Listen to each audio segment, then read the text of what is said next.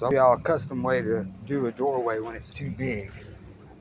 Basically, you got 3 slabs for 2x4 doors. You take two and you take the hinges off of one and you put it on the front, and then the hinges on the back side of the other. So what you end up doing on the third place is you'll take this hinge and you install it to the wall there or whatever. You can still even actually function off a regular bifold door. So then off the track. So then when you've got it all up, you can roll up that side, and then the other way rolls up that way, and you end up with a single bifold door with the 3. And it folds up and goes out of the way. Works great.